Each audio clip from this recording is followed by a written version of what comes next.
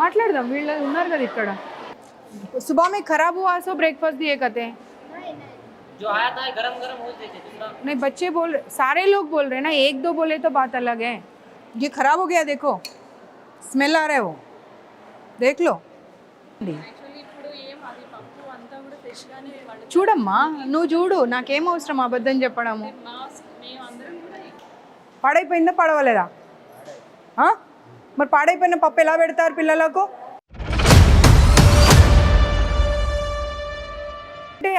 Food inspector को call करो, वो लोग आके चेक करेंगे. फूड इंस्पेक्टर की कॉल చేయి.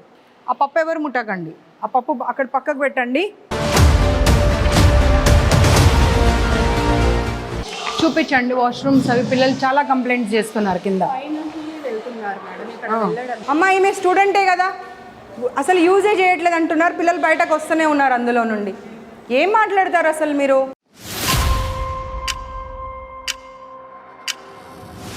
ఏప్రిల్ నుండి ఇక్కడే ఉండి వాళ్ళు ఎగ్జామ్స్ రాశారు.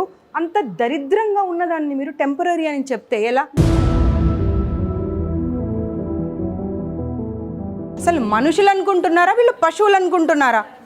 గీజర్ ఆన్ చేస్తారు, 6-5 నిమిషాలకి కింద ఉండాలి. అంటే 5 నిమిషాల్లో 5గురు పిల్లలు క్లాస్ రూమ్లో స్నానాలు చేసి ఎలా బయటకు వస్తారు? 2 days అయిందంటే ఇప్పుడు పిల్లలు స్నానాలు చేయక.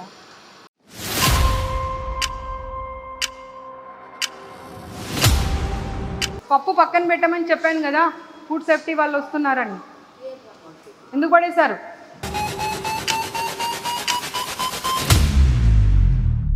మీరు రాత్రిపూట వెళ్ళిపోతారంట డోర్ నాక్స్ చేయకుండా. మీ గురించి కంప్లైంట్ ఉంది. రాత్రి 10 గంటలకు వెళ్తాడంట పైకి. మీకు ఏం అవసరం అండి ఆడపిల్లల హాస్టల్లో? నేను మీకు ఆ రికార్డింగ్ కనుక వినిపిస్తే మీ జీవితంలో మీరు ఇంకో గర్ల్స్ హాస్టల్లో కానీ ఇంకెక్కడ కానీ మీరు జాబ్ చేయకూడదు.